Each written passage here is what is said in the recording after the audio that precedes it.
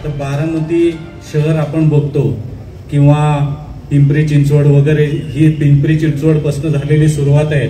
आंतरराष्ट्रीय दर्जाची शहरं दादांनी स्वतः लक्ष घालून उभी केलेली आहेत.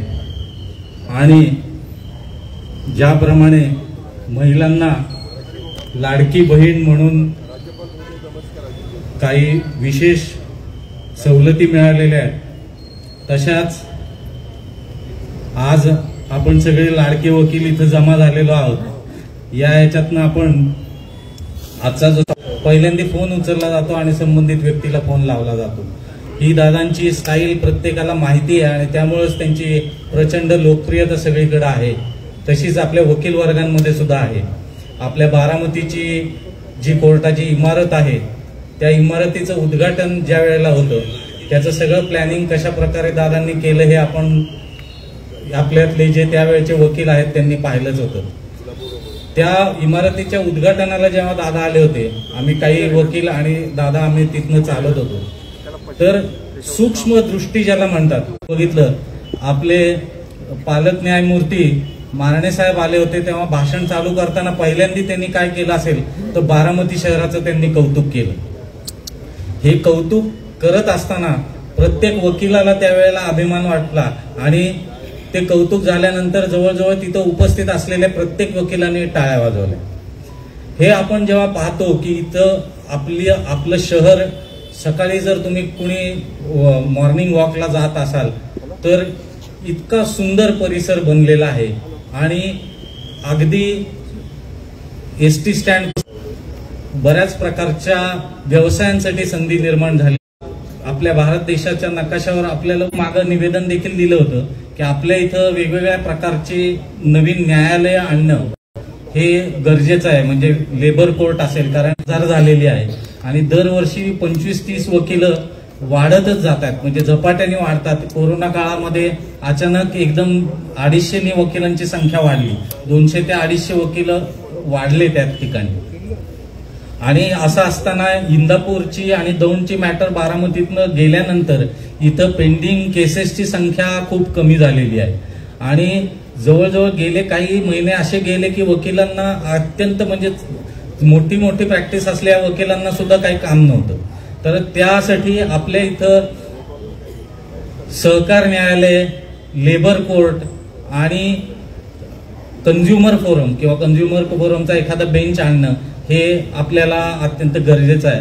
तसंच आता नवीन इमारतीचा आराखडा जो आहे तो नुकताच आमचे पालक न्यायमूर्ती डेरे मॅडम आणि मारणे साहेब यांच्याशी त्याच्याबद्दल चर्चा झालेली आहे.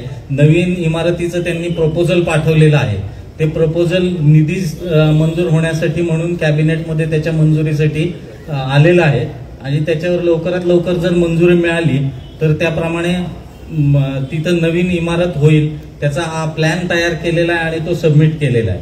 पण नवीन इमारत तयार जरी झाली तरी तेवढी पेंडन्सी केसेसची नाहीये आणि कोर्ट कमी झाल्यामुळं आणि केसेस कमी झाल्यामुळं आपल्या इथं सगळ्यात महत्वाची म्हणजे आता जी वकिलांची मागणी आहे की ऍडिशनल कलेक्टर जे आहेत त्यांना एक दिवस तरी बारामतीमध्ये इथं केसेस चालवण्यासाठी, बोर्ड चालवण्यासाठी आठवड्यातनं एक दिवस ते किंवा 15 दिवसातनं एक दिवस त्यांनी यावं, जेणेकरून बारामतीतल्या सगळ्या वकिलांना जे पुण्याला जावं लागतं महसूलचे अपील चालवायला, आरटीएस अपील, ते अपील बारामतीमध्ये चालले जातील.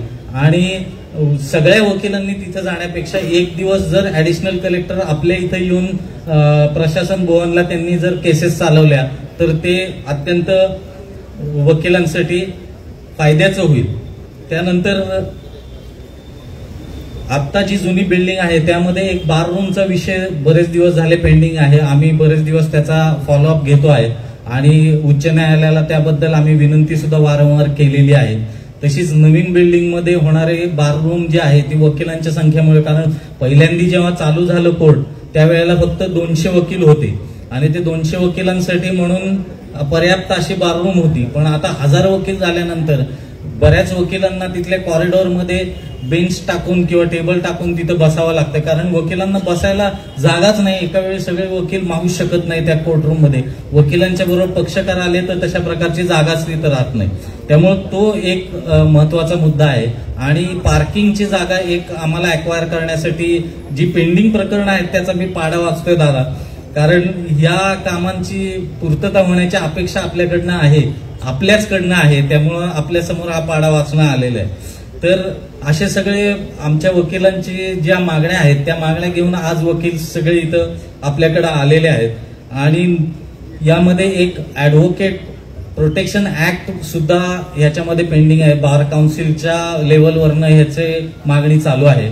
आणि ऍडव्होकेट प्रोटेक्शन ऍक्ट आपण पुन्हा एकदा त्याचा फॉलोअप घेऊन हा ऍडव्होकेट प्रोटेक्शन वकील संरक्षण कायदा जर पास झाला तर त्यामध्ये वकील वर्गामध्ये अत्यंत आनंद निर्माण होईल असा माझा विश्वास आहे. तर या सगळ्या बाबी आहेत, यासाठी आपण आवाज दिला आणि आम्ही सगळे वकील लोक आज हजर झालो आहोत. आमच्या अडचणी सुद्धा आहेत आणि आपल्या बरोबर कुठल्याही प्रकारचं डिस्कशन करणं, आपल्या बरोबर संवाद साधणं हे नेहमीच वकील वर्गाला प्रिय राहिलेलं आहे. त्यासाठी आम्ही सगळे आलेलो आहोत. वकील संघटनेकडनं आपल्याला कायमच शुभेच्छा आहेत. आपली भरपूर प्रगती हो, कीर्ती आपली वाढत राहो. आणि आपली कीर्ती वाढल्याने आपण नेहमी बारामतीसाठी जसं कार्य करत आलेला आहात, बारामतीची प्रगती करत आलेला आहात, तशा प्रकारची प्रगती नेहमी आपल्याकडनं बारामतीची होत राहो अशी मी इथं इच्छा व्यक्त करतो आणि ईश्वरचरणी प्रार्थना करतो. आणि वकील संघटनेच्या वतीने आपल्याला खूप खूप शुभेच्छा देतो. यामध्ये अजून एक गोष्ट अशी आहे की नोटरीज म्हणून आत्ताच बऱ्याच वकिलांची नोटरी म्हणून नियुक्ती झालेली आहे, पण त्यांना सर्टिफिकेट काय आलेले नाहीयेत नोटरीचे. तर हे नोटरीचे सर्टिफिकेट जे आलेले नाहीयेत ते थोड्याशा तांत्रिक कारणामुळे अडकलेले आहेत. तर आचारसंहिता लागू व्हायच्या आधी आपण जर तशा प्रकारचे काही निर्देश देऊ शकला आणि या नोटरी वकिलांना त्याच्याबद्दल जर थोडासा रिलीफ मिळाला तर फार बरं होईल असं मी आपल्याला सांगू इच्छितो. तर अशा प्रकारे वकील संघटनेच्या ज्या अडचणी आहेत, काही अडचणी राहिल्या असतील तर ते आमचे सिनियर ज्युनियर वकील स्वतःहून सांगतील. त्यांना त्यांच्यासाठी थोड्या गोष्टी ठेवल्या पाहिजेत, त्यांनाही संवाद साधायला आपल्याशी अत्यंत आतुर आहेत ते. तर आपल्याला वकील संघटनेच्या वतीने खूप खूप शुभेच्छा. आपला विजय निश्चित हो अशी मी सदिच्छा व्यक्त करतो आणि थांबतो. धन्यवाद सर. यानंतर मी आपल्या वकील संघटनेचे अध्यक्ष ॲडव्होकेट प्रभाकर बर्डे आणि सर्व सदस्य यांना विनंती करतो, आपण माननीय नामदार अजितदादा पवार यांचा सत्कार करायचा आहे.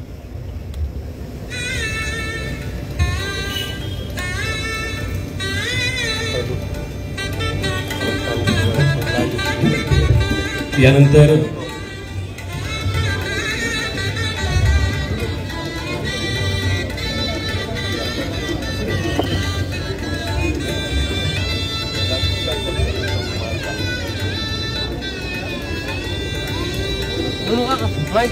सर्वांच्या वतीने प्रातिनिधिक स्वरूपात आपले बारचे अध्यक्ष ॲडव्होकेट बर्डे सर सत्कार करत आहेत. वेळ अपुरा असल्यामुळे सत्कार इतरांचे सत्कार दादा नंतर स्वीकारतील असं दादांनी सांगतायत. सर्वांनी जोरदार दादा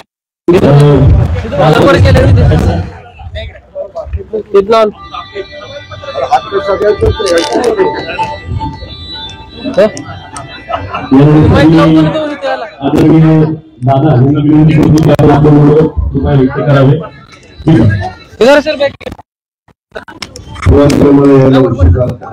व्यक्त करतो. आमच्या बारामती वकील संघटनेच्या या मेळाव्याच्या करता मी माझ्या सरकारांना सांगितलं होतं की मला वकिलांना आज भेटायचं आणि नंतर मला डॉक्टरांना पण भेटायचं, कारण तुम्हाला माहिती आहे की सध्या सगळीकडं एक विधानसभेच्या निवडणुकीच्या निमित्तानं धामधूम त्या ठिकाणी चालू आहे. आचारसंहिता 2-4 दिवसामध्ये 5 दिवसामध्ये लागण्याची शक्यता आहे आणि त्याच्यातून आचारसंहिता लागल्यानंतर बऱ्याच मर्यादा येतात आणि म्हणून माझी पण प्रचंड अशी धावपळ चालू आहे. मुख्यमंत्री, उपमुख्यमंत्री आम्ही सगळेच जण वेगवेगळ्या भागामध्ये जाऊन काही ठिकाणी व्हिडिओ कॉन्फरन्सिंगच्या द्वारे उद्घाटन भूमिपूजन घेतोय, काही ठिकाणी समक्ष त्या ठिकाणी जातोय उद्या पण सकाळी 7 ते 10 4 तासात मी 35 उद्घाटन आणि भूमिपूजन पिंपरी चिंचवडला त्या ठिकाणी घेतलेली, कारण कामही उरकलेली आहेत. आज पण बारामतीमध्ये बरीच कामं उरकली. आज दुपारी मी सोलापूरला देवेंद्रजी आणि मी दोघांनी तिथं मोठा मेळावा केला. एकनाथरावांना आजारी असल्यामुळे आज त्यांना येता आलं नाही. अशा वेगवेगळ्या गोष्टी आहेत. मला इथे यायला उशीर झाला त्याबद्दल दिलगिरी व्यक्त करत असतानाच आजच्या या वकिलांच्या भेटीच्या निमित्तानं इथं उपस्थित असणारे आमचे बार असोसिएशनचे अध्यक्ष वकील संघटनेचे ऍडव्होकेट प्रभाकर बर्डेजी, त्याचबरोबर उपस्थित असणारे त्यांचे सगळे सहकारी ऍडव्होकेट सचिन कोकणेजी, प्रीती शिंदेजी, दीपक लोंढेजी, सुजित सांगळेजी, महावीर मदनेजी, प्रतिमा गावडेजी, सूरज बनकरजी, तसंच केशवराव जगताप, वसंतनाना गावडे, रमेशराव कोकरे, गानबोटेजी, विश्वासराव काटे, अरविंदराव साळुंके, हे सगळे वकील आहेत. मी ऍडव्होकेट म्हणत नाही. अजित कोकरेजी, हेमंत देवकादेजी, शिवकाका जगतापजी, जी के देशपांडेजी, शिरीष काळेजी, दत्तात्रय नलवडेजी, भालचंद्र येळेजी, संजय कैलेजी, संदीप ओवाळजी, हरीश तावरेजी, ज्ञानेश्वर शिंगारेजी, गजानन निंबाळकरजी, अशोक गव्हाणजी, आईजी शेखजी, रघुनाथ लेंडेजी,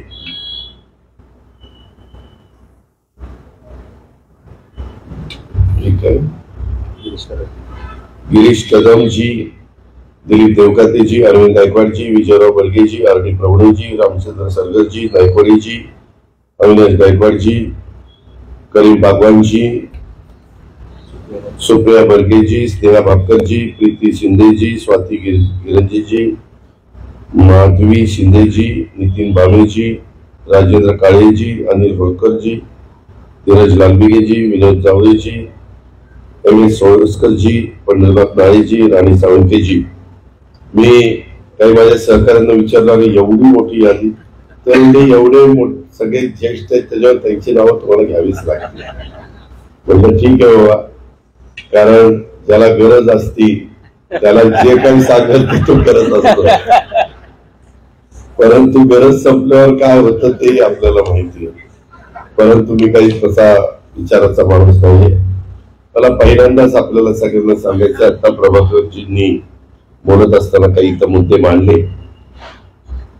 वेगवेगळ्या प्रकारचे बदल होत आहेत. माझ्याकडे पण अनेक वकील लोक येतात. परवा पण मला जुन्नरची काही मंडळी भेटली होती, इंदापूरची पण मंडळी भेटलेली होती. त्यावेळेस मी कॅबिनेटला त्यांचे विषय घेऊन त्याला मंजुरी देण्याचा प्रयत्न केला. अर्थात त्याला चीफ जस्टिसची मान्यता लागते, नंतरच ते होत असतं. परंतु त्या सगळ्या गोष्टीची प्रोसेस झालेली होती. आपल्या इथं पूर्वीच्या काळामध्ये दौंड, इंदापूर, बारामती असल्यामुळे इथला व्याप मोठा होता. आता बरेच हे लोकांच्या सोयी करता त्या सगळ्या गोष्टी करण्याचा प्रयत्न न्याय व्यवस्था करत असते आणि त्याच्यामध्ये ते सांगतील तशा प्रकारची अंमलबजावणी त्या त्या राज्याच्या राज्यकर्त्यांना, केंद्रातल्या सरकारला करावी लागते. मी आता प्रभाकरजींनी वेगवेगळे मुद्दे इथं मांडले. त्याच्यामध्ये सरकार न्यायालयाचा, कामगार न्यायालयाचा, कौटुंबिक न्यायालयाचा, त्याच्यामध्ये स्कूल ट्रिब्युनलचा, इंडस्ट्रियल ट्रिब्युनलचा, आणि या गोष्टी झाल्या पाहिजेत असं त्यांनी इथं सुतोवाच केला. खरं तर आता 2-4 दिवसातच आचारसंहिता लागेल आणि आमची परवा दिवशी काहीतरी मुख्यमंत्र्यांनी कॅबिनेट लावली. बहुतेक ती शेवटची कॅबिनेट असण्याची दाट शक्यता नाकारता येत नाही. पण असं काही नाहीये मी आज आलो म्हणून तुम्ही मला काही काम सांगितलं. कामं करणं हे माझं कर्तव्य आहे. तुम्हाला येणाऱ्या अडीअडचणी सोडवणं हे लोकप्रतिनिधींचं काम आहे आणि ह्या पद्धतीनं आपण सगळे मिळून आजपर्यंत काम करत आलो. प्रभाकरजींनी बोलत असताना मगाशी जे काही बदल आपण सगळ्यांनी मिळून बारामती शहराच्या आणि ग्रामीण भागाच्या मध्ये केले, त्याच्यामध्ये मला या 5 वर्षामध्ये, तुम्ही 5 वर्षाच्या करता निवडून दिलेलं होतं, पण माझी 2 वर्ष तसं बघितलं तर अडचणीची गेली. त्याचं कारण 1 वर्ष करोनामध्ये गेलं आणि त्यावेळेस माणसांना करोनातनं बाहेर काढणं, त्याचा जीव वाचवणं, त्याला रेमडेसिविर उपलब्ध करून देणं, त्याला व्हॅक्सिन उपलब्ध करून देणं, त्याला व्हेंटिलेटर उपलब्ध करून देणं, ऑक्सिजन उपलब्ध करून देणं, अँब्युलन्स उपलब्ध करून देणं, बेड्स उपलब्ध करून देणं, हेच काम एवढं जिकिरीचं झालेलं होतं. आणि त्यावेळेस उद्धव ठाकरेंच्या नेतृत्वाखाली आम्ही त्या सरकारमध्ये काम करत होतो आणि या सगळ्या गोष्टीला आम्ही सामोरं जात होतो. हा सगळा काळ तुमच्या समोर आहे. त्याच्यावर लॉकडाऊन झालेलं होतं, सगळं बंद झालेलं होतं, दुकानं चालत नव्हती, कारखाने बंद पडलेले होते, कामगार आपले इथले बरेच जण परराज्यामध्ये तिकडनं आलेले निघून गेलेले होते, काही काही रेल्वेने गेले, काही काही चालत गेले. मग आम्ही त्यांना एसट्या दिल्या आणि बॉर्डर पर्यंत सोडवलं. हा सगळा काळ देखील आपण बघितला. त्याच्यावर त्या 1 वर्षाच्या काळामध्ये जास्त काही कामं करता आली नाही. 1 वर्ष आम्ही सरकारमध्ये नव्हतो, त्यावेळेस कामं सगळी स्थगित झाली. नंतर विकासाच्या करता एकंदरीतच देशाचं राज्याचं भलं व्हावं आणि त्याच्यातनं आपल्याही तालुक्याचा, आपल्याही राज्याचा, आपल्याही जिल्ह्याचा कायापालट व्हावा, ह्याच उद्देशाने आम्ही लोक त्या सरकारमध्ये गेलो. आणि त्या सरकारमध्ये केंद्राचा मोठ्या प्रमाणावर निधी मोदी साहेबांच्या, अमित भाईंच्या, त्याच्यामध्ये या सगळ्यांच्या मदतीने, नितीन गडकरींच्या, शिवराज सिंग चौहानांच्या किंवा पियुष गोयलांच्या, या सगळ्यांच्या मदतीने आपल्याला कसा आणता येईल त्याबद्दलचा सातत्याने प्रयत्न एकनाथ शिंदे, देवेंद्रजी आणि मी आणि आमचे सगळे सहकारी करत असतात. आणि त्याला चांगलं यश येत आहे. 3ऱ्यांदा देशाचे पंतप्रधान मोदी साहेब झाले आणि त्याच्यातून त्यांनी पहिल्या 100 दिवसामध्ये खूप चांगले चांगले निर्णय घेतले. त्याच्यात आम्ही त्यांना सांगितलेलं होतं की बाबा, लोकसभेच्या निवडणुकीच्या निमित्तानं आमच्या महाराष्ट्रातले कांदा उत्पादक शेतकरी नाराज होते, कांदा निर्यात बंदी उठवा, त्यांनी उठवली. तांदळ निर्यात बंदी उठवली. त्यांना आम्ही सांगितलेले कापूस, सोयाबीन आणि ऊसाला चांगला दर मिळाला पाहिजे, त्याकरता आपण काही पावलं उचला. MSP वाढवून देण्याचं अमित भाईंनी मला त्या ठिकाणी शब्द दिलेला आहे. दरवर्षी FRP ते वाढवतात, परंतु साखर विक्रीची MSP काय असली पाहिजे ती 31 रुपये, ती वाढवण्याची गरज आहे. त्याशिवाय चांगला दर शेतकऱ्यांना देता येणार नाही. आपला सोमेश्वर कारखाना, माळेगाव कारखाना अपवाद आहे, कारण त्याच्यामध्ये आपण FRP पेक्षा 700, 600, 500 रुपये जास्त त्या ठिकाणी देत असतो आणि त्याच्यामुळं लोकांच्यात पण समाधान पाहायला मिळतं. पण एकंदरीतच या सगळ्या गोष्टी करत असताना मी कुठल्याही परिस्थितीमध्ये लोकसभेला काय झालं, कोणी काय केलं त्याच्या खोलात मला जायचंच नाही. ते काही झालं, तो जनतेचा कौल आहे. तुम्ही लोकशाही पद्धतीनं मतदान करता. बाबासाहेब आंबेडकरांनी तो अधिकार आपल्याला दिलेला आहे. काही नरेटिव्ह सेट करण्याचा प्रयत्न झाला आणि त्याच्यातनं जबरदस्त किंमत आम्हाला मोजावी लागली. जेवढे काही उमेदवार निवडून यायला पाहिजे ते आले नाही. मतांचा डिफरन्स आम्ही काढला. वकील मंडळींना तुम्हाला आश्चर्य वाटेल, फक्त 0.5% महायुतीला कमी आहे आणि आमच्यापेक्षा 0.5% महाविकास आघाडीला जास्त आहेत. परंतु त्याचा एवढा मोठा उमेदवार निवडून आणण्याच्या करता त्यांना त्या ठिकाणी मदत झाली. अल्पसंख्याक समाज थोडासा आम्हा लोकांच्या पासून बाजूला गेला. त्याच्यामध्ये मागासवर्गीय आणि आदिवासी समाजाला असं पटवण्यात आलं की आपकी बात 400 पार, म्हणजे यांना घटना बदलायची, संविधान बदलायचं, आरक्षण काढायचंय, समान नागरिक आधाराचा, अशा बऱ्याच काही गोष्टी ज्या माझ्या मागासवर्गीय आणि आदिवासी मतदाराला आवडणार नाही अशा गोष्टी त्यांना सांगितल्या आणि त्याच्यातनं त्यांचं मतपरिवर्तन करण्याचा प्रयत्न केला. ती देशाची निवडणूक होती.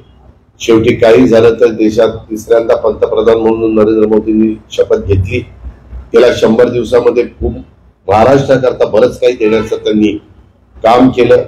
पहिल्याच कॅबिनेटला पाऊण लाख कोटीचं वाढवणचं बंदर आपल्याला मंजूर करून दिलं की ज्याच्यातनं तिथं आता आम्ही विमानतळ पण करतोय, कार्गो सेवा पण सुरू करतोय आणि हे बंदर वकील मंडळींनो जगातल्या 10 बंदरापैकी एक हे महत्वाचं बंदर होणार आहे. इतकी सुंदर साईट त्या वाढवणला मिळाली. मी पण अनेक वर्ष वेगवेगळ्या सरकारमध्ये कामं केली. 30 वर्ष प्रयत्न चाललेला होता, परंतु कुणाचं धाडस झालं नाही. आता विरोध होणार, तिथं काही माझे कोळी बांधव विरोध करतील, ज्यांच्या जमिनी घ्याव्या लागतील ते विरोध करतील, परंतु त्यांना आम्ही 4पट रक्कम देणार आहे की जेणेकरून त्यांनी त्या पैशामध्ये दुसरीकडे जमीन घेऊन दुप्पटीनं जमीन घेतली तरी त्यांना दुप्पट पैसे त्यांच्याकडं अकाउंटला गेले पाहिजे, या पद्धतीनं आम्ही त्या बाबतीमध्ये ठरवलेलं आहे. आणि काही आता नवीन निर्णय घेत असताना थोडस ज्याची जमीन विमानतळाला, बंदर करायला, सिटी डेव्हलप करायला, रिंग रोड करायला आपल्याला लागते तिथं रेडी रेकनरच्या 4 पट त्यांना द्यायची. त्याच्यामुळं पूर्वीच्या काळामध्ये मला लोकप्रतिनिधी या नात्याने लोक भेटायला यायचे शेतकरी, दादा हे रस्ता चाललेला हा आमच्या रानात येऊन देऊ नका, ते तिकडनं जाऊ द्या. आता 4 पट रक्कम द्यायला लागल्यापासून काही बहादर शेतकरी येतात, दादा ती रस्ता आमच्या रानात कसा जाईल ते बघा, कारण पैसे चांगले मिळतात. आता पण पालखी मार्ग गेला, तुम्हाला माहिती आहे, तुम्ही तर सगळे बहुतेक जण बारामतीच्या आहात, पण तो पालखी मार्ग जात असताना माझ्या पिंपळीच्या जवळनं तिकडे काटेवाडीकडनं गेला. त्या सगळ्या जमिनीच्या आजूबाजूच्या किमती ते म्हणतात इतक्या वाढल्या, कारण 6 पदरी रस्ता गेला. त्याच्यावर साहजिकच आता दोन्ही बाजूला काही ना काही नवीन तिथं होणार आणि त्या प्रकारे तिथं बदल होत चाललेले. आपल्याही बारामतीमध्ये मी काही काही ठिकाणी रिंग रोड करतोय, तिथं पण जमिनीच्या किमती चांगल्या झालेल्या आहेत. काळानुरूप शेवटी आपल्याला बदलावं लागतं. शहराचा सर्वांगीण विकास करत असताना मी जरी एका पक्षाचा उमेदवार म्हणून तुम्ही मला निवडून दिलेलं असलं तरी निवडून गेल्यानंतर मी कधी बारामतीमध्ये पक्ष डोळ्यासमोर ठेवून किंवा जात पात धर्म डोळ्यासमोर ठेवून, पंथ डोळ्यासमोर ठेवून काम केलं नाही. बारामतीकरांचं काम आहे का ते बघितलं आणि ते काम करत गेलो. माझं अलीकडं मी पहिल्यांदाच बऱ्याच वर्षांनी पुस्तक काढलं. काय झालं, मी आपलं काम करत राहायचो, तुम्ही त्या ठिकाणी मतदान मला करायचा, मी पुढे जायचो. पण मला नंतर जाणवलं की आपण नुसतंच काम केलं आणि ते लक्षात नाही आणून दिलं तर लोकांना माहितीच नसतं. मी काल व्यापारी असोसिएशनची मीटिंग घेतली, त्याच्यामध्ये अनेक वर्ष त्या संघटनेमध्ये अध्यक्ष असणारे नरेंद्र गुजराती मला म्हणाले, दादा ते पुस्तक बघितल्यावरच मला कळलं की एवढी कामं बारामतीमध्ये झाली. मी एक डोळ्यासमोर ठेवलेलं होतं की बारामतीकरांनी राज्यामध्ये नंबर 1च्या मताधिक्याने मला तिकडे पाठवलेलं विधानसभेमध्ये. त्यावेळेस आपण पण 5 वर्षामध्ये बारामतीकरांच्या करता राज्यात पहिल्या क्रमांकाचा निधी मिळवून द्यायचा. आणि वकील मंडळींनो, मी कुठल्याही आमदाराच्या तुलना करायला तयार आहे. त्यांनी किती निधी आणला, मी किती निधी आणला. मी आपल्या तालुक्याला आणि शहराला 8,500 कोटी रुपयाचा निधी आणला. आणि त्याच्यातनं जे काही बदलत आहे, जे काही त्याच्यात पिण्याचं पाणी असेल, त्याच्यात शेतीचं पाणी असेल, त्याच्यात रस्ते असतील, त्याच्यात काही सुविधा असतील, त्याच्यामध्ये काही हॉस्पिटल उभा करण्याचं काम असेल, एज्युकेशनच्या संदर्भातलं काम असेल, अनेक गोष्टी मला त्या ठिकाणी सांगता येतील. आणि त्याच्यातून आपण पुढे चाललोय. त्याच्यावर बारामतीचा त्याच्यातून चेहरा मोहरा थोडस मला डिले झाला. काही कॉन्ट्रॅक्टर थोडेसे नरम लागले. शेवटी लोह स्थानावर आम्हाला त्यांना ते द्यावं लागतं पीडब्ल्यूडीला. पण मला हे निवडणुकीच्या आधी हे सगळे भिगवण रोड असतील किंवा माझ्या स्टोरेज टँक जो मोठा आपला आहे बीजी घारेंच्या जमिनीच्या इकडचा पण आणि तिकडचा पण खरातांच्या जमिनीच्या तिथला तो असेल, किंवा माझा कॅनॉलच्या दोन्ही बाजूचं सुशोभीकरण असेल, रिमांड होमच्या बॅक साईडचं तिथं लहान मुलांना खेळण्याच्या करता काही सुविधा देण्याचं काम असेल, किंवा आता प्रशासकीय बिल्डिंगच्या जवळ अंदाजे 8 ते 9 कोटी रुपये खर्च करून तिथं सुंदर अशा प्रकारची उद्यान असेल. ते चाललंय, काम जरा किचकट आहे, परंतु ते झाल्यानंतर तुम्हालाही अभिमान वाटेल, समाधान वाटेल. किंवा आपलं नाईकवाडा जुना म्हणजे कचेरी त्याबद्दलचा असेल. नंतर अनेक बाबी तर नदी सुधार असेल, किंवा कसब्यामध्ये जाणारे पूल आपण केलेला आहे पादचाऱ्यांना, तो त्या ठिकाणी असेल. अशा अनेक गोष्टी करण्याचा आपण सगळ्यांनी प्रयत्न केला. तुम्ही सगळ्यांनी साथ दिली, त्याच्यामध्ये मला कुठल्या अडचणी त्या ठिकाणी आले नाही. इंडस्ट्रीच्या बाबतीमध्ये देखील परवा मी अमित कल्याणीशी बोललो. ते म्हणलं आता वाढवा अजून काही युनिट. ते म्हणले 50 एकर जागा द्या, 2,000 कोटीची गुंतवणूक करतो, 1200 ते 1,500 मुलांना काम लागेल, अशा प्रकारचे युनिट देतो. मी लगेच उदय सामंतला सांगून, चीफ एक्झिक्युटिव्ह ऑफिसर MIDC ला सांगून त्यामुळे सेक्रेटरीला सांगून ती जागा त्यांना द्यायला लावली. ते मला सांगितलं की दादा जागेचं जवळपास माझं मार्गी लागलेलं आहे आणि ती एक चांगली गुंतवणूक येते. आपल्यातली इंडस्ट्री चालली पाहिजे, आपल्या इथं वातावरण चांगलं राहिलं पाहिजे. मध्ये थोडस TC कॉलेजच्या समोर घटना घडली, एकाच बॅचची 3 मुलं, पण जे काही कृत्य घडलं ते आपल्याला अतिशय शर्मेने मान खाली घालावी लागेल अशा पद्धतीचं आहे. पण त्याच्यातनं ती 2 मुलं पकडली आणि कशा करता हे कृत्य केलं ते ऐकल्यानंतर आम्हाला आश्चर्यच वाटलं. म्हणजे कधी कधी तुम्ही एखादं काम घेऊन येता, तुम्ही म्हणजे कोणी पण, आणि त्याच्या मागची पार्श्वभूमी माहिती नसते. त्या 2 मुलांना पकडल्यानंतर पोलिसांना सांगितलं खोरात जा, तर त्याच्यातला एक मुलगा अतिशय तसं गरीब, एक खाली खोली वर एक खोली, परंतु ते बापाचं ऐकायचं नाही, आईला तर फार उलटच बोलायचा आणि सरळ बापालाही काही बोलायचा, तरी बाप त्याला ठोकायचा. परंतु त्याची मस्ती काही जिरली नाही. साऊथचे सिनेमे बघत बसायचा, हिंदी डब केलेले, आणि त्याच्यात असतात ना साऊथला कोणतरी ऍक्टर येतो, तो एका झटक्यात तलवारीनं कितीतरी लोकांना खलास करतो, एका दणक्यात 20-25 लोकांना तो रोळवतोच. असलं काहीतरी बघून त्यांच्या डोक्यामध्ये शिरलं आणि एका साध्या गोष्टीपायी त्यांनी त्याचा तिथं मर्डर केलेलं आपण सगळ्यांनी बघितलं. नाहक एका मुलाचा मृत्यू झाला. तुम्ही वकील लोक आहात, आता नवीन गोष्टी अशा घडायला लागल्या. 18 आणि 21 वयोगटातल्या असल्याशिवाय सगळ्यांना अलीकड तर मुलं मुली इतक्या लवकर त्या सगळ्या गोष्टी त्यांना कळायला लागतात. त्यामध्ये आता ते वय कदाचित मुलींच्या करता 12 करावं लागेल आणि मुलांच्या करता 14 करावं लागेल का काय, असा विचार हा आमच्या पुढे आलेला आणि तशा प्रकारची शिफारस केंद्र सरकारला करून तिथं काही कायद्यामध्ये बदल. कारण तुम्ही बघा ज्या घटना घडतायत ना त्या बऱ्याचशा घटना 18 वर्षाच्या आतल्याच मुलांच्या घडतायत. कारण त्यांना थोडस 15-14 अशा पोरांच्या, आणि त्यांना माहिती आहे की आपण 18 वर्षाचे नाही, त्याच्यावर आपल्याला काही फार मोठी कडक शिक्षा होऊ शकत नाही. म्हणून काही बदल पण केलेले आहेत. थोडं काही अत्याचार अन्याय मुलींच्यावर किंवा आमच्या महिलांच्यावर झाल्यानंतर कडक त्याच्यामध्ये फाशीची शिक्षा किंवा जन्मठेपेची शिक्षा अशा पद्धतीने काही बदल देखील त्याच्यामध्ये झालेले आहेत. माझाही कटाक्ष आणि प्रयत्न आपल्याला सगळ्यांना माहितीये की कुठल्याही चौकात दादागिरी नसली पाहिजे. आता थोडस काही पत्रकार मित्रांनी पण मला सांगितलं की दादा काही वेगळ्या घटना घडतायत. अरे DYSP आले का? ते शक्ती बॉक्सचं कुठं करायचं? डॉक्टरांच्या इथे करायचं? हा ओके ठीक आहे. आम्ही शक्ती बॉक्स ठेवतोय बारामतीमध्ये काही काही ठिकाणी. परवा प्रेस घेऊन पण सांगितलेलं आहे. बऱ्याचदा काही जण घाबरतात की बाबा तक्रार कशी करायची. त्या बॉक्समध्ये त्यांना जे काही वाटेल ते टाकावं. 2 दिवसांनी पोलीस आणि तिथले मॅनेजमेंट ते समोरासमोर उघडतील, बघतील आणि तशा पद्धतीने पुढच्या कार्यवाही चालतील.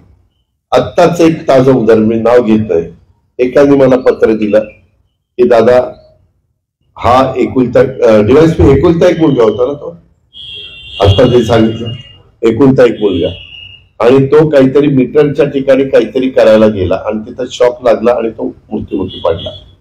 मला काहींनी सांगितलं की तो आई वडिलांना एकुलता एक आहे आणि त्याचा नाहक बळी गेलेला, त्याला काहीतरी मुदत पालकांना दिली पाहिजे. मी इथं असल्यानंतर सहसा माझे ऍडिशनल DSP आणि आमचे DYSP किंवा PI मला ब्रीफिंग करत असतात. मुख्यमंत्री, दोन्ही उपमुख्यमंत्र्यांना मुंबईमध्ये देखील आम्ही म्हणू तेव्हा ब्रीफिंग आम्हाला घेता येतं. तर त्यांनी मला सांगितलं दादा त्या मुलाच्या बाबतीमध्ये आम्ही पंचनामा केला, त्यावेळेस तो मुलगा तिथं कशाला गेला तर त्याची पूर्णपणे तपासणी केली. त्याच्या खिशामध्ये पॅन्टच्या आतल्या खिशात एक बाटली सापडली आणि ती नशा चढण्यासारखी होती, बरोबर ना.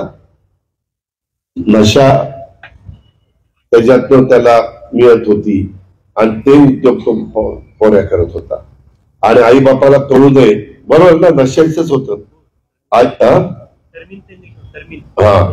हे काय आपल्याला नावं नाही माहिती, आणखी नावं सांगायचं नको, त्याला कळायची नको ती करायची, म्हणून आपलं नशा ड्रग्स, त्याच्यापेक्षा जास्त काय करू. तर त्या पद्धतीनं ते सगळं मिळालं. म्हणजे आई वडिलांना कळू नये म्हणून त्या मीटरच्या मागे काहीतरी ती बाटली ठेवायला का काहीतरी हे केलं, हे देखील चुकीचं आहे ना. आपण पण, मी अनेकदा सांगतोय, आपण आपल्या मुलाला मुलीला काय करतोय, कुठं जातोय, कोण मित्र परिवार आहे, कशा पद्धतीने चाललेलं आहे, ह्याच्यावर लक्ष तर त्या ठिकाणी ठेवलं पाहिजे.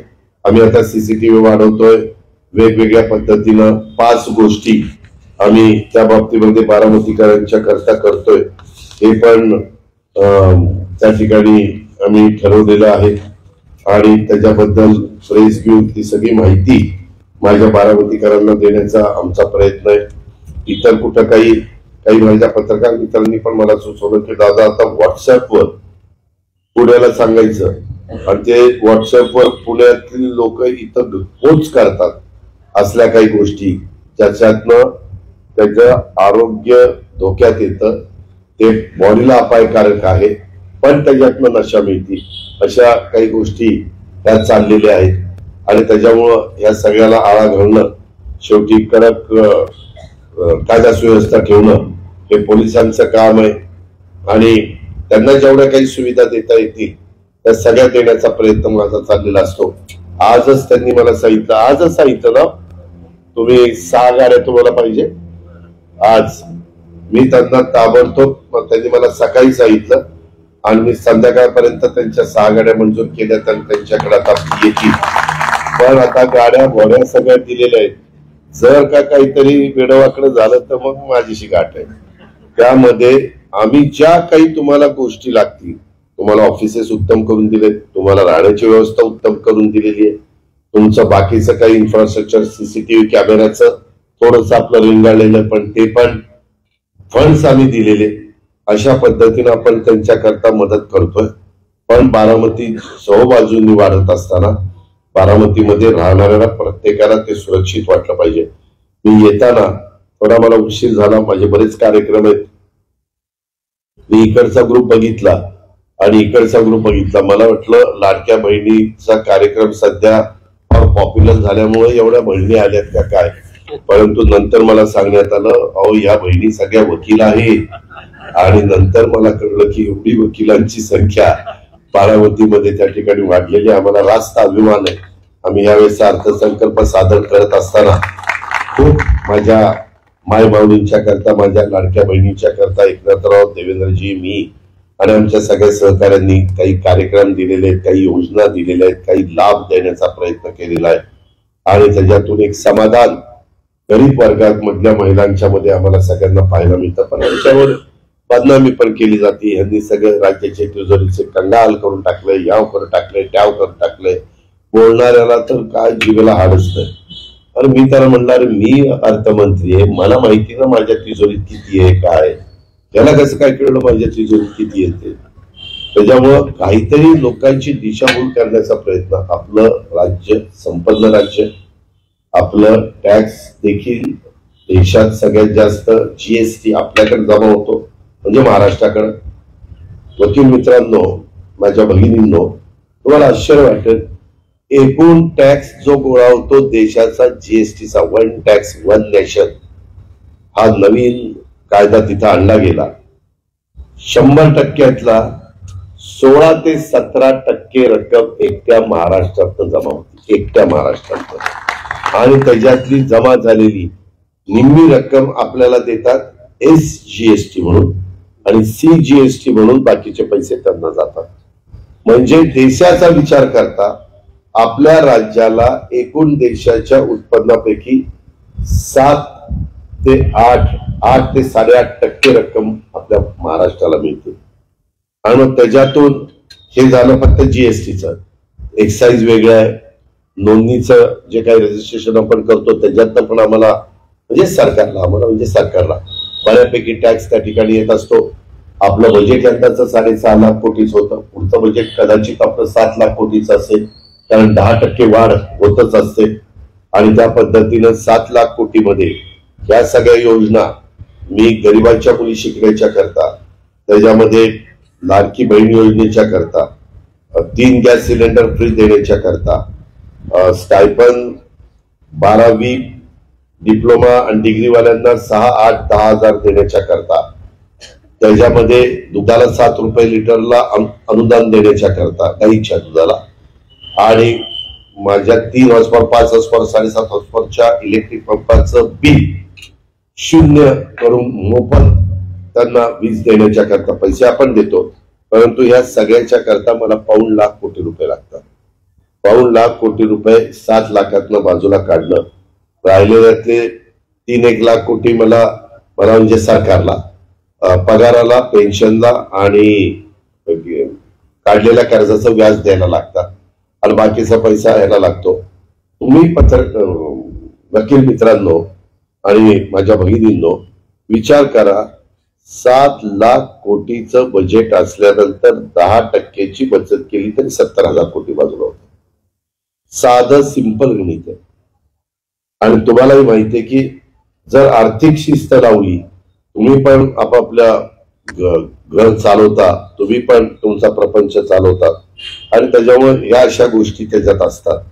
आणि त्याच्यातून हा पैसा जरी माझ्या भगिनीकडे गेला 46,000 कोटी किंवा 14,000 कोटी म्हणजे शेतकऱ्यांची वीज बिल आम्ही भरली वर्षाची, तरी 46, 50, 60,000 कोटी हा शेवटी मार्केटमध्येच येतो ना. शेतकऱ्याकडे पैसा राहिला तर तो काही स्वतः ठेवत नाही, तो बाजारपेठेत आणतो, केसेस लढत असलं तर वकिलाची फी देतो, आजारी पडलं तर डॉक्टरची फी देतो, किंवा काही ना काही त्याला जे गरज असते, त्याला प्राधान्य जे असतं त्याला ते देण्याचा प्रयत्न करतो. आणि माझ्या भगिनी वर्गाकडे आला तर तिथं पण, आणि आम्ही करताना कुठली जातपात बघितली नाही, सगळ्या घटकाला, सगळ्या समाजाला तो बेनिफिट देण्याचा प्रयत्न केला. फक्त त्यांचं उत्पन्न 2.5 लाखाच्या आतमध्ये असलं पाहिजे.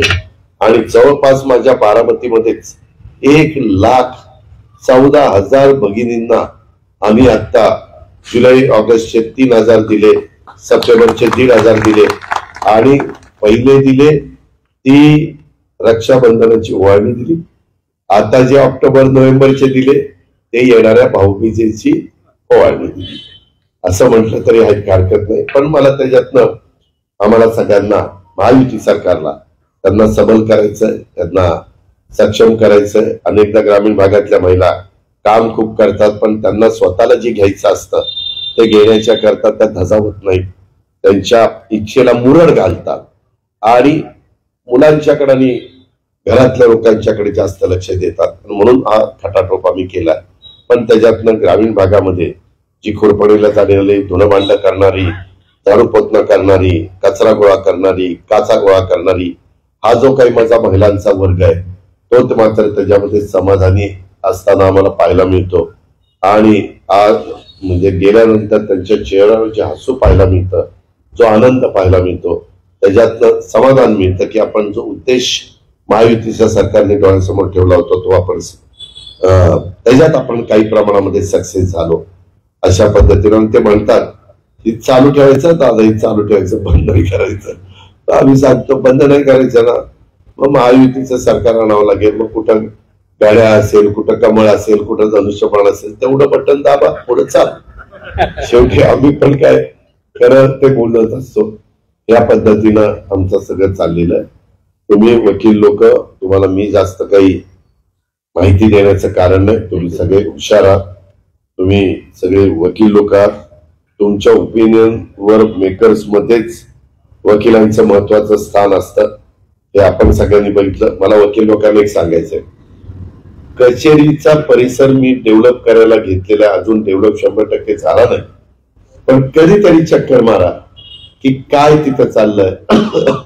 तिथं आपलं न्यायालय होतं त्यावेळेस तुम्ही त्या बाहेरच्या वरांड्यात एक तुमची खोली असायची, आणि तुम्ही मस्तपैकी लोळत गप्पा मारत घ्यायची, त्याचं काहीतरी काढ, त्याचं काहीतरी काढ. मी तिथं गेलेलो आहे बऱ्याचदा. तेव्हाच तो परिस्थिती आणि आता त्या जुन्या वास्तूचं आहे तसं दगडी हेरिटेज काम, त्याचं सिलिंग, त्याचं फ्लोरिंग, त्याचा सगळा परिसर. मला ते पण मी उद्धव गावडेला काम मी आलेलो होतो. मी त्यांना म्हणत होतो की मला जरा लवकर करा. मला तिथं बारामतीमध्ये भीमथडीच्या काळात बारामती कशी होती, मग भीमथडी नंतर बारामती कशी बदलत गेली, आणि मग नंतर हळूहळू 67 72 कशी झाली, 72 ते 77 78 कशी झाली, असा बदल कसा होत गेला. पूर्वीचे काही चित्र बारामतीची, पूर्वीचं आपलं माळावरची देवी कशी होती, पूर्वीचं आपलं मोरगावचं मंदिर कसं होतं, सोमेश्वरचं मंदिर कसं होतं, अशी सगळी बारामती बदलत गेली. चिराग भाग कसा होता, तो बागायती कसा झाला, बॅरेजेस कसे झाले, केटीवेअर कसे झाले, सुधारणा कशा होत गेल्या, इंडस्ट्री कशी वाढत गेली. अशा पद्धतीनं त्याच्यामध्ये तुमच्याकडे कुणी आलं तर तुम्हालाही वाटलं पाहिजे की कशी बारामती बदलत गेली. आणि ते मी प्रांत ऑफिस तर पाडून टाकलं, ते अल्पमतचं धोरण पण पाडून टाकलं, पण पूर्वी तहसीलदार जिथं बसायचे आणि तहसीलदारच्या तिकडच तुमचे जेल होता आपला सबजेल, त्या सबजेल मध्ये देखील तुम्ही जर खरंच गेला तर तुम्ही म्हणाल काय होतं हे काय झालंय. त्याच्यामध्ये इकडच्या बाजूला त्याच्यात ते सगळं असं बरोबर आम्ही फिरणार. आत सुंदर एम्फी थिएटर केलेलं आहे, जवळपास 500-700 लोक बसू शकतील आणि काही कार्यक्रम होऊ शकतील असा एम्फी थिएटर केलेलं आहे. आणि तुम्ही वर एकदा त्या जी भिंत आपण केलेली आहे त्याच्यावर वर चढला तर संपूर्ण असं तुम्हाला चक्कर मारता येऊ शकते. आणि पलीकडच्या बाजूला तर दशक्रिया विधी आणि ते नदीचा तो सगळा परिसर इतका सुंदर त्या ठिकाणी पाहायला मिळतो. आणि खूप दर्जेदार काम संबंधित कॉन्ट्रॅक्टर उद्धव गावडे आणि त्यांच्या सगळ्या टीमनी केलेलं आहे. सगळं दगडामध्ये केलेलं आहे. वापरल्या 3च गोष्टी, दगड, सिमेंट वाळू, त्याच्यामध्ये वीट, त्याच्यामध्ये कौलं, त्याच्यामध्ये कौलाच्या खाली फ्रेम लाकडी, अशा पद्धतीनं आपण ते केलेलं आहे. कारण फार छान ते सगळं होईल. एक चांगला स्पॉट बारामतीकरांच्या करता बघण्याचा तो डेव्हलप झाल्याशिवाय राहणार नाही. अशा खूप काही गोष्टी आपण करण्याचा आपला सगळ्यांचा मानस आहे. आणि त्याच्यातनं तुम्हालाही काही अजून आयडिया झाल्या, तुम्हालाही काही कल्पना असेल तर तेही सांगा, त्याचंही आम्ही स्वागत करू. तेही आपल्या बारामतीकरांच्या दृष्टीनं फायद्याचा असेल, महत्वाचा असेल तर जरूर त्याची पण भर घालण्याचा प्रयत्न हा आम्हा लोकांच्याकडनं निश्चितपणे राहील. याबद्दलची ग्वाही मी आपल्या सर्व सहकाऱ्यांना या निमित्तानं देतो. एकंदरीतच या सगळ्या गोष्टी सांगत असताना आज इथं तुम्ही जे बारामती वकील संघटनेचे सर्व सदस्य आणि इतर पण उपस्थित असणारे सगळे मान्यवर, आपल्याला हा सुसंवाद मी साधत असताना मला पण एक वेगळ्या प्रकारचं मनापासूनचा आनंद आणि समाधान आहे. कारण आपण एरवी इतर कामांच्या निमित्तानं एकमेकांना भेटत असतो, मात्र आज थोड्या वेगळ्या कारणासाठी आपल्याला या ठिकाणी बोलवण्यात आलेलं आहे. आपल्या सर्वांना कल्पना आहे की गेल्या 30-35 वर्षाच्या काळात बारामतीचा लोकप्रतिनिधी म्हणून मी काम करत असताना 91 पासून तुम्ही मला आमदार केलं, राज्यमंत्री केलं, मंत्री केलं, विरोधी पक्षनेते केलं, खासदार केलं, त्याच्या संदर्भामध्ये उपमुख्यमंत्री त्या ठिकाणी केलं. पण हे सगळी पद भूषवत असताना ही संधी मिळाली ती बारामतीकरांच्यामुळे मिळाली. आणि त्याच्यामुळे बारामतीला कधी आपण विसरता कामा नये. त्याच्यात जास्तीत जास्त सुविधा आपल्याला देता आल्या पाहिजे. मला या ठिकाणी नमूद करायचं की केवळ तुमच्या सर्वांच्या पाठिंब्याच्या जोरावरच, म्हणजे तुमच्या म्हणजे फक्त वकील लोकांच्या नाही, बारामतीकरांच्या वकिलांच्या सहित पाठिंब्याच्या जोरावरच मी ही वाटचाल करू शकलो. त्यामध्ये इतर सर्व घटकांच्या सोबत बारामतीची वकील बांधवांचा देखील मोठा सहभाग आहे, हे मी कदापि विसरू शकत नाही. आज सर्वच राजकीय पक्षांच्या मध्ये वकील वर्गाचं वर्चस्व आपल्याला मोठं पाहायला मिळतं. अनेक राजकीय पक्षांना वकील वर्गाच्या माध्यमातून नवीन नेतृत्व देखील मिळालेलं आहे. अतिशय बुद्धिमान आणि सर्वसामान्य लोकांना कायद्याच्या माध्यमातून न्याय मिळवून देणारा घटक म्हणून वकील वर्गाकडे बघितलं जातं आणि ते आदराने बघितलं जातं. सर्वसामान्य माणसांपासून ते अगदी थेट माझ्यापर्यंत कोणती कायदेशीर अडचण आली तर आम्ही पहिली धाव ही वकिलांच्याकडे घेत असतो. त्यामुळे आजच्या समाज रचनेमध्ये कायद्याच्या माध्यमातून न्याय मिळवून देण्याचं महत्वाचं काम वकील वर्ग करत असतो. आणि आपला बारामती तर अतिशय नामांकित वकील त्याच्यामध्ये बारामतीमध्ये होऊन गेलेले आहेत. आजही काही ज्येष्ठ वकील तसंच काही तरुण वकील अतिशय सचोटीनं आणि अतिशय प्रामाणिकपणे पत्रकारांना पक्षकारांना न्याय मिळवून देण्याचा प्रयत्न त्या ठिकाणी करत असतात. त्या सगळ्या बाबी आपल्याला कोणाला विसरता येणार नाही. बारामतीमध्ये जे काही आता बर्डे साहेबांनी सांगितलं ऍडव्होकेट प्रभाकर बर्डेंनी, किंवा अतिरिक्त जिल्हा सत्र न्यायालयाची इमारत, मला खूपदा वाटतं की तिथं यावं, काही बघावं, परंतु न्यायालयाला ते आवडत नाही. मग मी आपल्या पीडब्ल्यूडीच्या माणसाला पाठवतो, अरे बाबा जा तिथं बघ काही आहे का. मी तुम्हाला सांगितलं की नाही मला आठवत नाही, माझी आई 87 वर्षाची आहे आणि तिला एकदा कुठल्या तरी खरेदीच्या कामाच्या कशाला तरी तिला कचेरीमध्ये जावं लागलं. ती म्हणले, अरे तू एवढा स्वच्छ एवढा काय काय करत असतो, तिथं जाऊन बघ जरा काय अवस्था आहे. म्हणलं काय झालं. अरे तिथं कोपऱ्यात असं थुंकलंय, अशी घाण आहे काय काय. तिला अगदी केळसवाणं चेहरा करून मला दाखवला. मला इतकं फील झालं किंवा मी बारामतीमध्ये सगळ्या गोष्टी चांगल्यातल्या चांगल्या करण्याचा प्रयत्न करतो.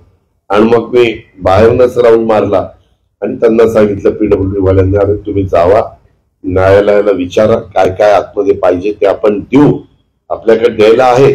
कारण वकील मित्रांनो 1250 कोटी रुपयाचा डीपी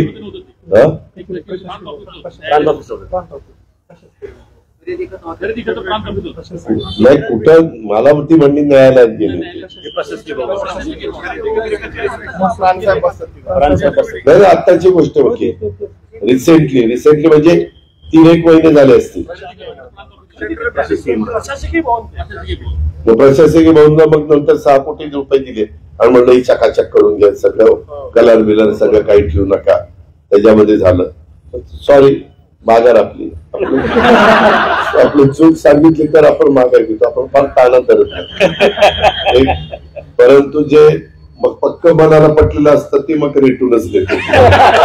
त्याच्यामुळं माझी माघार, मी माझं आम्ही जसं सभागृहात म्हणतो मी माझे शब्द मागे घेतो, अशा पद्धतीनं मी ते मागे घेतो. परंतु एकंदरीतच आपलं भिगवण रोड सुसज्ज अशी न्यायालयाची वास्तू आपण उभी केली. आपल्या सगळ्याच परवा मी चीफ जस्टिस आलेले होते, हे गवई साहेब पण होते, अनेक जण होते. बऱ्याचशा ठिकाणी त्या राज्यामध्ये जाणारे चीफ जस्टिस पण त्या कार्यक्रमाला होते. आपल्या मुंबई हायकोर्टाचे पण चीफ जस्टिस होते बीकेसीला. आणि बीकेसीला फार मोक्याची जागा. मला पण बांधकामामध्ये इंटरेस्ट आहे, त्यावेळेस मी चीफ जस्टिसशी पण बोललो आणि म्हणलं असं का इमारत बांधवा, किती कोटी रुपये जाऊ दे. आता मी जीएसटी भवन मुंबईमध्ये बांधतो. वकील मित्रांनो 2200 कोटी रुपयाची मुलं ते 2200 कोटी रुपयाची, काही लाख स्क्वेअर फीट बांधकाम आहे. पण अशी चांगली बांधतो पीके दास, तुम्ही नाव ऐकून असाल, ते जे आर्किटेक्ट आहे. पण माझा प्रयत्न आहे की राज्य सरकारच्या विविध खाते इथं तिकडे आहेत, ते सगळे तिथं मंत्रालय समोरची प्रशासकीय बिल्डिंग. आम्ही आता एअर इंडियाची पण बिल्डिंग घेतोय 1600 का 1700 कोटी रुपयाला. आम्ही म्हणजे आपलं सरकार. आणि तिथं पण म्हणजे एवढ्यातच ते बसावं, कारण मुंबईमध्ये प्रचंड दर आहेत. अशा काही गोष्टी आपण करतोय. तर आपली आताची मुंबई उच्च न्यायालयाची बिल्डिंग ही देशातल्या काही महत्वाच्या बिल्डिंग पैकी एक बिल्डिंग आहे. आणि ते हेरिटेज वास्तू ती तशीच आपल्याला जतन करायची. त्याच्यावर तिकडे एकदा ते शिफ्ट झाले. आता आम्हाला चांगला आम्ही LNT किंवा शापूरची बालाजी वगैरे असा कॉन्ट्रॅक्टर तिथं देण्याचा प्रयत्न करणार आहे की जेणेकरून अतिशय दिमागदार अशा प्रकारची वास्तू ही आपल्या महाराष्ट्राच्या वैभवामध्ये भर घालणारी ही आपल्याला आणि देशात सगळ्यात जास्त दर असणाऱ्या जागेमध्ये म्हणजे बीकेसी मध्ये आपण ती उभी करतोय. आता तिथं मेट्रो पण आलेली आहे, तिथं बुलेट ट्रेन पण येते. परवा मी पंतप्रधानांच्या शुभ हस्ते काही अंडरग्राऊंड जे हे झाले स्टेशन झाली त्याच्यात पण आम्ही प्रवास केला. अशा पद्धतीनं या सगळ्या गोष्टी आपण करतोय.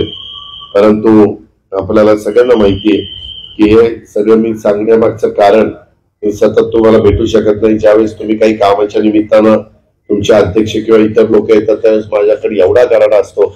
मला पण कधी वाटतं की जरा गप्पा मारत बसावं, पण कशाच्या गप्पा मारतात. 6ला उठून कामाला सुरुवात केली की ती बाबा 5:30ला येऊन बसतो.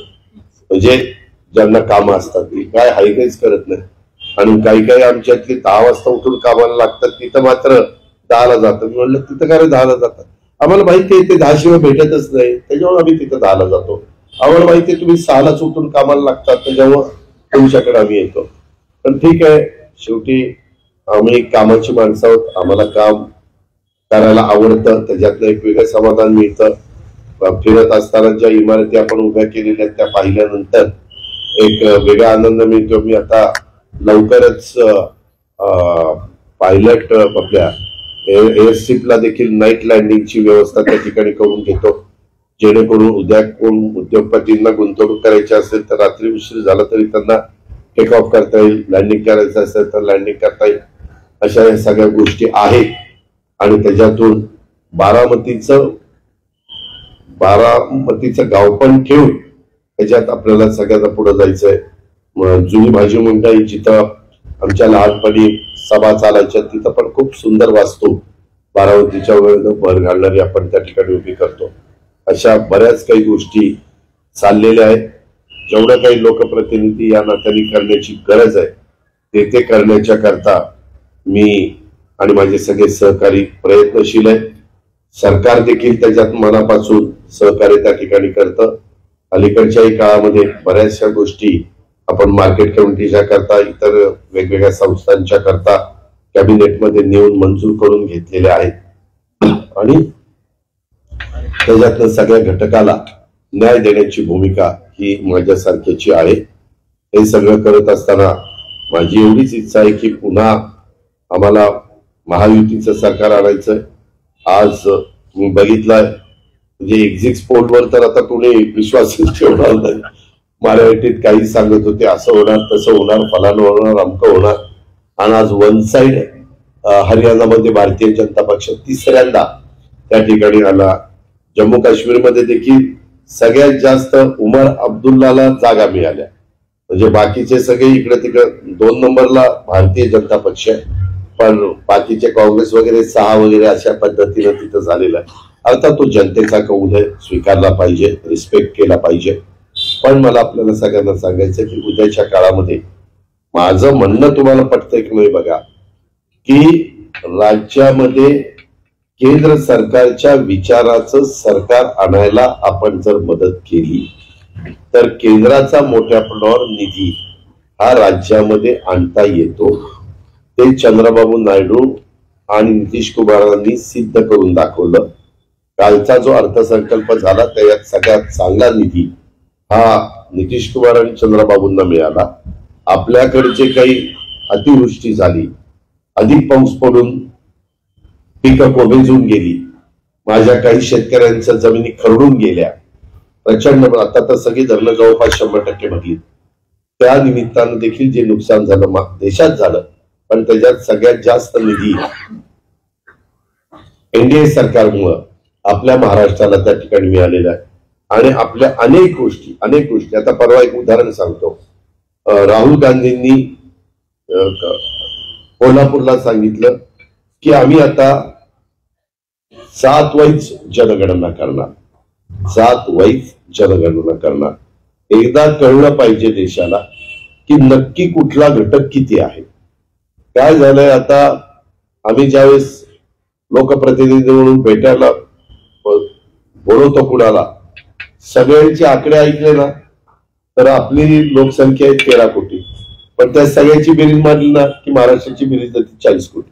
खोटं नाही सांगेल, 40 कोटी. मी तुम्हाला बसून सांगतो, वेगवेगळ्या घटकाला नुसतं बोलवायचं काय बाबा किती तुमचे काय पॉप्युलेशन काय किती सांगतोच, एखादं शून्य वाढूनच सांगतोय अशा पद्धतीने. त्यामुळं आम्हालाही सरकार म्हणून शेड्यूल ट्राईबला किती त्या ठिकाणी त्यांना वर आणण्याच्या करता किती पैसे खर्च केले पाहिजे, शेड्यूल ट्राईबला, शेड्यूल कास्टला, त्याच्यामध्ये एनटीला, त्याच्यामध्ये ओबीसीला. ओबीसी मध्ये तर 350 वेगवेगळ्या जाती आहेत. अशा सगळ्या गोष्टी आहेत. तर त्यांनी सांगितलं की आम्ही कधी करणार, म्हणजे पुढच्या अजून 4.5 वर्षांनी. आता तर लोकसभेची निवडणूक नाही, काही गोष्टी या पार्लमेंटच्याच ताब्यामध्ये, ते काही विधानसभेच्या ताब्यामध्ये नाहीये. त्याच्यामुळं आज कुठलाही दर ठरवत असताना, काही गोष्टी करत असताना बहुतांशी गोष्टी या केंद्र सरकारच्या अखत्यारीमध्ये असतात आणि त्याच्यातून आम्हाला चांगल्या प्रकारचं सहकार्य एकनाथराव शिंदे, देवेंद्रजी, मी आणि आमच्या सगळ्या टीमला केंद्राकडनं मिळत असतं. कधी कधी आता एकच उदाहरण सांगतो, वकील लोकांनो, वकील मित्रांनो आणि माझ्या भगिनींनो, की मराठी भाषेला अभिजात भाषेचा दर्जा किती वर्ष चाललं, किती पंतप्रधान होऊन गेले, म्हणजे खूप पंतप्रधान होऊन गेले, कुणी तशा पद्धतीचा निर्णय घेतला नाही. परंतु तो निर्णय परवा झाला. त्याचा एवढा तुमच्या माझ्या भाषेला फायदा होणार आहे आपण इमॅजिन करू शकत नाही. परंतु खूप मोठा त्याचा फायदा आपल्या भाषेला त्या ठिकाणी होणार आहे. ते काम शेवटी केंद्र सरकारनेच केलं ना, मोदी साहेबांनीच केलं ना. पण विरोधकांची दानत पण नाही, किंवा जे केलंय त्याचं स्वागत केलं पाहिजे, अभिनंदन केलं पाहिजे, अशाही गोष्टी त्या बाबतीमध्ये. किंवा मी मगाशी वाढवण बंदराचं सांगितलं, पोर्टचं, ते तसंच आहे. 30-35 वर्ष कोणी काही धाडस केलं नाही. मी आपल्याला सांगतो, माझ्या 35 वर्षाच्या 34 वर्षाच्या राजकीय जीवनामध्ये तुम्ही लोकप्रतिनिधी म्हणून काम करत असताना, तुम्ही ज्यावेळेस समाजाचं नेतृत्व करता, राज्याचं किंवा देशाचं नेतृत्व करता, त्या तालुक्याचं नेतृत्व करता, त्यावेळेस काही कठोर निर्णय तुम्हाला घ्यावेच लागतात. त्याशिवाय सुधारणा होऊ शकत नाही. मी ज्यावेळेस 3 हत्ती चौकापासून जवाहर बागेमध्ये आणि माळावरच्या देवीला जायचं ठरवलं, त्यावेळेस पहिला परिसर काय होता आणि त्याच्यामध्ये काय कठोर निर्णय मला घ्यावे लागले आणि किती माझ्यावर कॉमेंट्स झाल्या, त्या मी सहन केल्यात ना. त्याच्यात काही कॉमेंट्स तर अशा झाल्या की आम्ही पाकिस्तानात आहोत का काय असं आम्हाला वाटायला लागलं, आमची मंदिरच काढायला लागली राहतो. असं मी कधी त्या ठिकाणी केलं नाही. मागं देखील रिंग रोडच्या वेळेस रात्रीत मला अनेक महत्वाच्या गोष्टी काढाव्या लागल्या, कारण त्या तिथं मधीच येत होत्या. मला काही कुणाच्या भावना दुखवण्याचं कारण नाही. पिंपरी चिंचवडचा पण 25 वर्ष चेहरा मोहरा बदलत असताना, कित्येक रस्ते वाईट करत असताना मला खूप वाईटपणा घ्यावा लागला.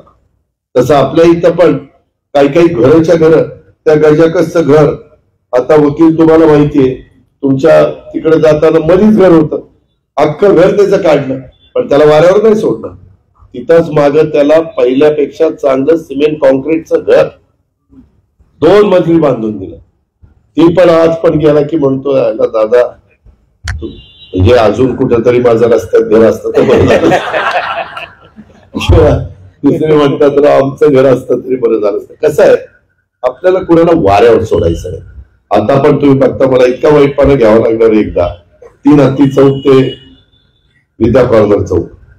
मी चांगलं करतोय, पार्किंगची व्यवस्था करतोय, बसण्याची व्यवस्था करतोय, व्यवस्थितपणे डिवायडर करतोय, त्याला झाडं लावतोय, त्याच्यामध्ये लँडस्केपिंग करतोय. आता लँडस्केपिंगचं काम सुरू होईल जोरात.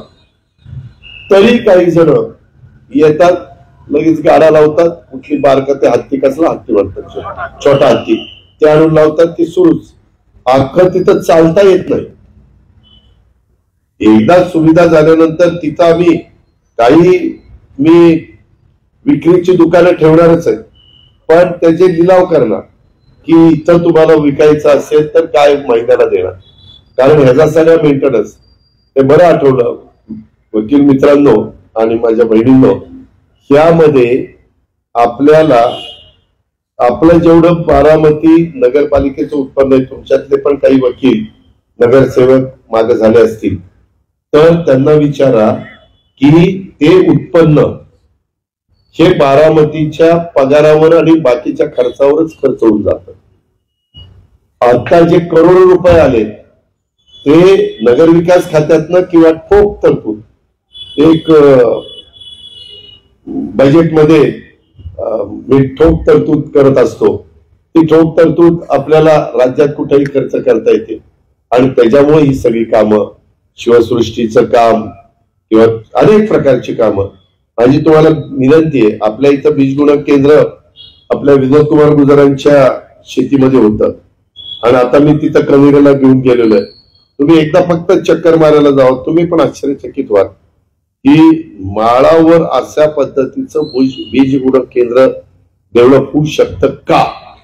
अशा खूप काही गोष्टी आहेत, परंतु सांगायचं तात्पर्य की आपल्याला काही बाबतीमध्ये कठोर निर्णय म्हणजे घ्यावेच लागतील. आपल्याला 3 हत्ती चौकामध्ये काही काम करताना मला तर अनेक बारामतीकरांनी वेड्यात काढलं, त्याच्यात घरचे पण माझे होते. काय चाललंय, कसं चाललंय, अमकं चाललंय.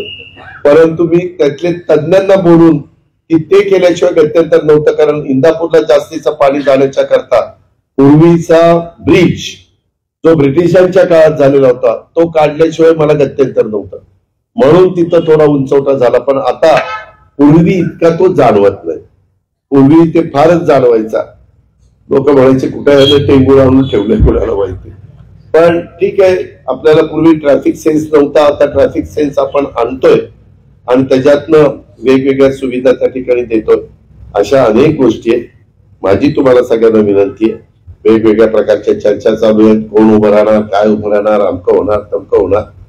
मी तुम्हाला सांगतो की महायुतीच्या आमच्या एकदा जागा वाटप झाल्यानंतर कुठल्या 288 जागा कुणाला गेल्यात हे तुम्हाला लक्षात येईलच. समोरच्यांचं पण त्यांचं काम चाललेलं आहे. पण आम्हाला पण प्रशासनावर आमची पकड आहे. आम्ही प्रशासनाकडे कसं काम करून घ्यायचं हे आम्हाला बऱ्यापैकी समजतं, त्यांना न दुखवता. कारण उद्याच्याला त्यांना दुखवलं तर पुन्हा त्यांच्याच हातात ते रिटायर होईपर्यंत बाबी असतात. त्यामुळं या पद्धतीनं आपण आपल्या तालुक्याचं आणि शहराचं भलं करून घेतोय. त्याच्यात तुमचे आशीर्वाद आणि तुमचं सगळ्यांचं सहकार्य मला हवंय आणि ते आपण सगळ्यांनी त्या ठिकाणी द्यावं. आज फार संभ्रम निर्माण झालेला आहे उमेदवाराचा, त्या संदर्भात जरा काहीतरी बोलत. त्याच्यामध्ये काय आहे, गायकवाड वकील, मी बरेच वर्ष बघितलंय गायकवाड वकिलांनी फॉर्मच भरलेला नाहीये. कारकडे वकिलांना आठवत असेल, माग कुठली निवडणूक असेल की गायकवाड वकिलांचा अरविंदरावांचा फॉर्म असायचा माग. परंतु आता ते नाहीये. मी एवढंच त्याच्याबद्दल सांगेन, मी लोकशाही मानणार आहे. बारामतीकरांच्या मनात जो उमेदवार असेल तो उमेदवार मी देईन, एवढं उत्तर मी त्या ठिकाणी देऊ शकतो. कारण अजून आमच्या तिघांचं बसून 288 जागा कुठल्या कुणी लढवायच्या हे ठरलेलं नाही. मी काही पण जाहीर करायला लागलो की ते म्हणतील काही मालक झाला का महायुतीचा, काही पण जाहीर करतोय. मी आताही महाराष्ट्रात अनेक ठिकाणी जनसन्मान यात्रेच्या निमित्तानं फिरत असताना हेच सांगितलं किंवा तुमच्या मनामध्ये जो उमेदवार असेल तो देण्याचा प्रयत्न त्या ठिकाणी आम्ही करू. अशा पद्धतीनं आमचंही अंडरस्टँडिंग साधारण तशाच पद्धतीचा आहे. त्याच्यामुळं कुठलाही गैरसमज अरविंदराव करून घेऊ नका. पण अरविंदराव अलीकडे एक गोष्ट फार चांगली झालेली की कधी नव्हे ते पवार कंपनी फार भेटी गाठी घ्यायला लागलेली, वेगवेगळ्यांच्या घरोघरी जायला लागलेले, संपर्क वाढवायला लागलेले, साड्या वाटायला लागलेले, गमेली वाटायला लागलेले, टिफिनचे डबे वाटायला लागलेले, सायकली वाटायला लागलेले. अर्थात आहे म्हणून वाटतोय आम्ही, त्याच्यावर घ्यायला पण तुम्ही काही कमीपणा वाटू नका. 67 पासून मत देत आला की म्हणून बिघडलं कुठं, उलट सांगा अरे हे तर काहीच नाही, ही सगळी जर बेरीज केली तर अजून लय काही केलं पाहिजे. तर या पद्धतीने त्याच्यावर कुठलाही मनात संकोच बाळगू नका. लाडक्या बहिणीचा लाडका भाऊ अजितदादा बारामती विधानसभा मतदारसंघातल्या लाखो मतदाराच्या मनातला आहे, तोच आमच्या 1000 वकील कुटुंबातल्या मनातला आहे. तुमची उमेदवारी तुम्ही जाहीर करा असं नका करू, पण आमची अपेक्षा अशी आहे की अजितदादांनीच बारामती विधानसभा लढवावी. बागवान वकील, जे काही तुमच्या मनात असेल ते होईल.